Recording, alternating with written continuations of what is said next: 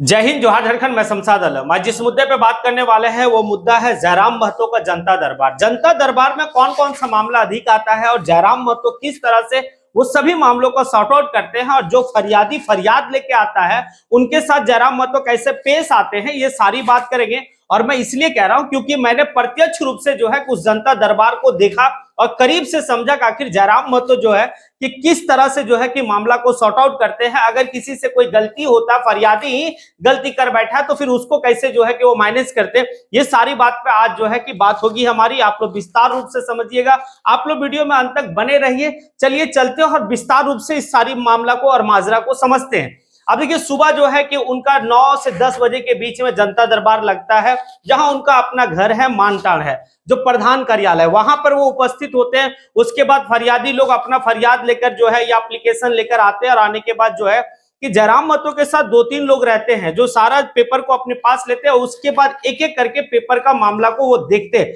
और देखने के बाद जो है कि जिससे संबंधित मामला रहता है, जिस भी अधिकारी से, उस अधिकारी को तुरंत वो फोन लगाते हैं और लगाने के बाद जो है बड़ा मतलब विनम्र तरीके से, बड़ा मतलब जो लोग कहते हैं कि एग्रेसिव मूड में, हर मामले में जयराम महतो एग्रेसिव नहीं रहते, बड़ा तरीके से जो है कि पेश आते हैं कि सीओ महोदय ये मामला है, इस मामला को देख लीजिएगा, आप जो है कि बेहतर तरीके से इसको समझ सकते हैं कि कितना परेशान लोग है, क्या है, नहीं है, ये इस तरह का। लेकिन सबसे ज्यादा मामला जो आता है जयराम महतो के पास वो आता है आपका जमीन से संबंधित मामला, कोलियरी क्षेत्र का, कि भाई अधिग्रहण में जो है कि हमारा जमीन चला गया है या फिर हमें मुआवजा नहीं मिला है, हमारा जमीन जो है कि बढ़िया से मोटेशन नहीं हो रहा है, दाखिल खारिज जो कहते हैं वो नहीं हो रहा। उसके बाद शुद्धि पत्र को भी लेकर उनके पास काफी ज्यादा मामला आता है। तो ये मामला तो काफी ज्यादा जो है कि लोग समझते हैं कि जमीन का मामला जयराम महतो के पास बहुत ज्यादा आता है। लेकिन उसके अलावा अगर दूसरे नंबर पे अगर कोई मामला सबसे ज्यादा आता है तो वो आता है आपका फ्रॉड का मामला।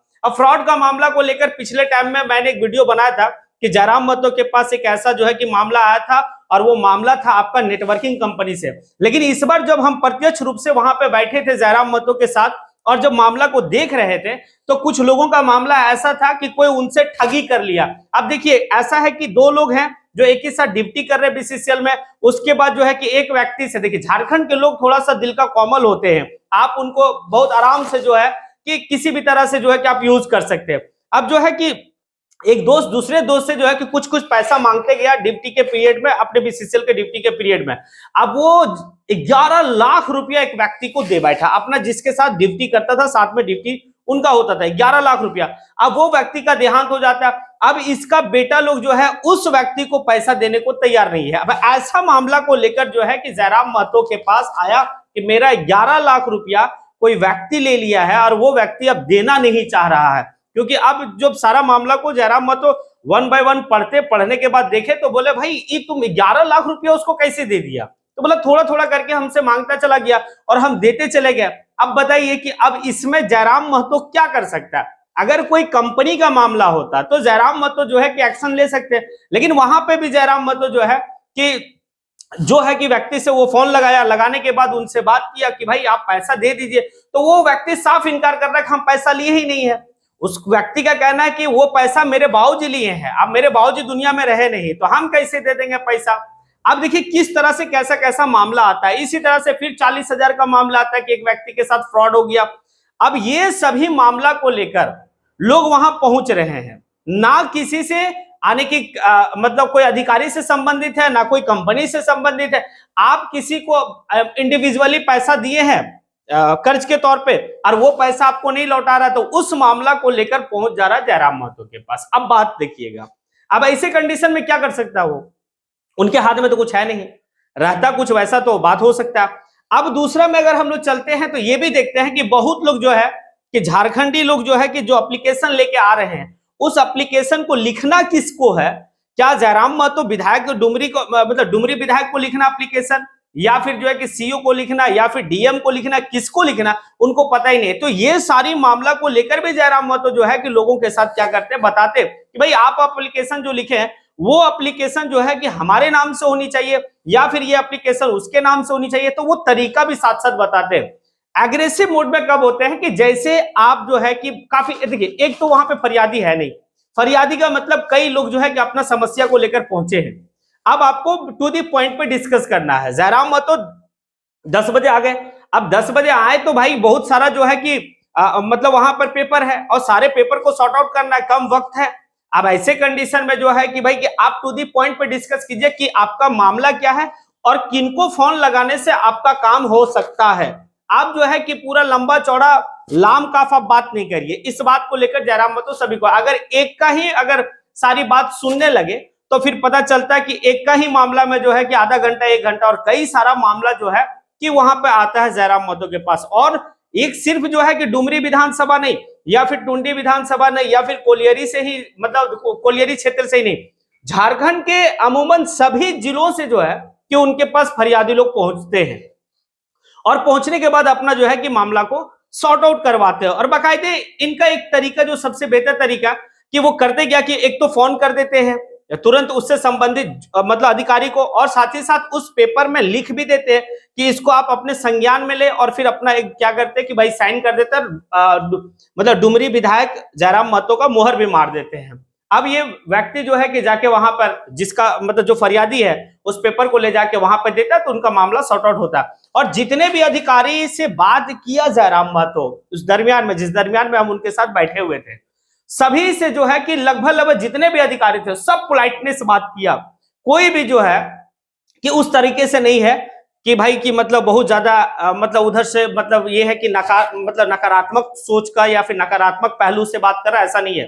जयराम महतो फिर एक ही है इनका कहना कि डुमरी विधायक जयराम महतो बोल रहे हैं, उधर से आता है हाँ सर नमस्कार सर या जोहार सर जो भी कहना वो कहते हैं और फिर मामला को सुनता। बड़ा बेहतर तरीके से लगा कि वाकई में जो है कि इस तरीके से अगर पूरा 81 विधायक हमारा करे तो वाकई में झारखंड में किसी का कोई परेशानी नहीं रहेगा। जो लोग दूर दूर से उनके पास जाते हैं उनको भी जाने का दरकार नहीं पड़ेगा, वो अपने ही विधायक के पास जाके सारा मामला को सॉर्ट आउट करवा सकते हैं। ये तो है जो मैं फिजिकल देख के आया हूं वहां पर बेहतर तरीके से। उसके बाद उसी पीरियड में वो कुछ नाश्ता भी करते हैं, फिर जो है कि अपने वर्क के लिए फिर अपने फील्ड में वो चल देते हैं। अब ये तो है उनका जनता दरबार की सारी स्टोरी। अब एक बात और है जो अभी काफी ज्यादा जो है कि सोशल मीडिया में चल रहा है कि किसी वीडियो के पास वो गए थे और वीडियो का जस्ट बगल में बैठे तो वीडियो साहिबा कहती है कि आप यहां नहीं बैठिए, आप जो है कि जाके वो आपकी सीट वहां यहां पे आप नहीं बैठेंगे, क्योंकि वीडियो साहिबा के जस्ट बगल में जयराम महतो का कुर्सी लगा हुआ था, वहां वो बैठ गए। अब इसमें यह है कि जयराम महतो को वीडियो साहिबा पहचान ही नहीं पाई कि डुमरी विधायक जयराम महतो है। अब जब है कि मतलब वीडियो साहिबा जब गुस्सा में आकर कहती कि मैं आपको कह रहा हूं कि आप वहां जाके बैठे, आपका ये सीट नहीं है, वहां जाके बैठिए। तब फिर जयराम महतो कहता है कि एमएलए डुमरी जयराम महतो। अब जैसे ही ये बात जयराम महतो उस वीडियो साहिबा को कहता है, वैसे ही जो है कि वीडियो साहिबा कहती है कि सॉरी सॉरी सर गलती हो गया, पहचान नहीं पाया। तो इसमें जो है कि मैडम साहिबा की भी कोई गलती नहीं है, क्योंकि मैडम साहिबा को तो पता ही नहीं है कि भाई कि उनको पहचान ही नहीं पा रही थी कि ये जयराम महतो। नाम तो सुनी होगी, नाम सुनी है, लेकिन शकल मतलब चेहरा से वाकिफ नहीं थी। तो इस वजह से जो है कि जयराम महतो बुरा भी नहीं माने, फिर जो है कि अपनी बात को जो भी रखना था फिर अपनी बात को रखे। तो यहां पर एक बात तो तय है, सिलेक्शन और इलेक्शन में कितना अंतर होता है ये बात समझ में आता है। एक आप जो है कि सिलेक्शन है आपका वीडियो साहिबा, एक है इलेक्शन है आपका, लोग आपको जो है कि चुने हैं अपने मत देके, तो पावर तो कहीं है। और नेता ऐसा ही होनी चाहिए कि भाई कि अपनी बात को कितना बेहतर तरीके से, कितना पोलाइटनेस से लोगों के पास रखे कि मेरा काम होता चला जाए। हाँ, लेकिन जब अधिकारी या फिर वैसा कोई जो है कि कंपनी का अधिकारी हो या फिर कोई जो है कि सरकारी कर्मचारी हो, सरकारी अधिकारी हो, और जब बात नहीं सुनता है तब जो है कि एग्रेशन में तो आना ही होता है। जब आप दो रूप देखेंगे, एक तो पोलाइटनेस से, दूसरा जो है कि अगर आप मेरी पोलाइटनेस से अगर बात को नहीं मान रहे तो फिर एग्रेशन में तो आना ही होगा। वो बात जयराम महतो के साथ है और लोग देखते भी हैं इस चीज को, क्योंकि एक मुद्दा तो हम लोग पहले भी देख चुके थे कि नाजिर वाला करे, नाजिर किस तरह से है। तो ये कहीं ना कहीं वो दूसरा पहलू है कि आपको फोन किया जा रहा, आप रिस्पॉन्स नहीं दे रहे हैं, तो भाई यहां पर जो है कि बात मतलब एग्रेशन मूड में तो आना ही पड़ेगा। अच्छा, उसी दरमियान में एक मामला और जो देखे उस मामला को थोड़ा सा, कि एक महिला जो है कि किसी महिला अधिकारी को कहती है फोन करने के लिए, एक फरियादी आती है जो महिला है फरियादी, वो जो समस्या था वो किसी +2 स्कूल का कुछ समस्या था। तो वैसे दरमियान में जो वहां की अधिकारी थी उनको फोन लगाना था, वो थी महिला। अब जब महिला थी तो जयराम महतो जो है कि फोन लगाया, लेकिन वो कहा कि भाई कि आज संडे है और संडे का दिन जो है कि छुट्टी है, और छुट्टी के दिन में हम बात नहीं करते। जिस दिन हमारा ड्यूटी आवर होगा, जिस टाइम मेरा ड्यूटी आवर होगा, उस टाइम आप कॉल करेंगे, हम इससे संबंधित मामला को सुनेंगे। जयराम महतो कहता है कोई बात नहीं, क्योंकि यहां पर महिला है, हम महिला के साथ जो है कि गलत बिहेव नहीं कर सकते हैं। और सही है, उनका भी कहना है कि आज उनकी स्पेशल संडे की छुट्टी है, तो संडे के छुट्टी में वो उनका अधिकार है अपना क्या किस तरह से जो है कि अपना लाइफ स्टाइल कर सकते हैं। हाँ, जब वो ड्यूटी आवर में आती है और आप अपने मामला को लेके जाते, अगर नहीं सुनती तो फिर उसके ऊपर बात रखा जाएगा। तो देखिए दो पहलू है। एक तो महिला साफ कहती, जिस अधिकारी को फोन लगाया गया वो महिला अधिकारी इस बात को कहती है कि भाई कि हम आज ड्यूटी में नहीं है और आज हमारी छुट्टी है, और छुट्टी के टाइम में हम आपकी बात को नहीं सुनेंगे। जयराम महतो कोई बात नहीं, जयराम महतो इस बात को कहा कोई बात नहीं, ठीक है, लेकिन कल आप देख लीजिएगा। ठीक है, ये एक तरीका है। लेकिन यही है कि अगर आप जो है कि ड्यूटी आवर में है और आप बात को नहीं सुनते हैं, तब तो गुस्सा होना लाजिम है, लगता है, क्योंकि कहीं ना कहीं जनता चुना क्यों है? अब मतलब जनता का हक दिलाने के लिए, जनता का समस्या का समाधान करने के लिए। और अगर हम जनता का समस्या का समाधान नहीं कर पाएंगे तो फिर इस पद पे रहना मेरे लिए उचित नहीं है। ये जयराम महतो सोचता है, जयराम महतो कहता है, क्योंकि एक पढ़ा लिखा जो है कि नेता है, और पढ़ा लिखा नेता को चुनने का यही फायदा होता है कि प्रत्येक दिन जो है कि आपका समस्या को समाधान करने का तत्पर वो खड़ा रहते हैं और करते भी हैं। अब बताइए कि आपको क्या लगा कि मैंने जितना भी बात कहा, जो प्रत्यक्ष रूप से मैंने देख के आया, ये दोनों रूप आप लोग को जयराम महतो का मैंने बताया। एक तो जो है कि फटकार लगाना, दूसरा जो है कि पोलाइटनेस से बात करना। अगर आपको लगता है कि वाकई में जो है कि जयराम महतो का जो काम करने का तरीका है, जनता दरबार में लोगों का, फरियादियों का जो है कि फरियाद को सुनने के बाद उसको सॉर्ट आउट करने का जो तरीका है, अगर बेहतर है तो फिर कमेंट बॉक्स में आके आप जो है कमेंट जरूर करें। इसी के साथ मैं अपनी बात को यहीं पे समेटता हूं। जय हिंद।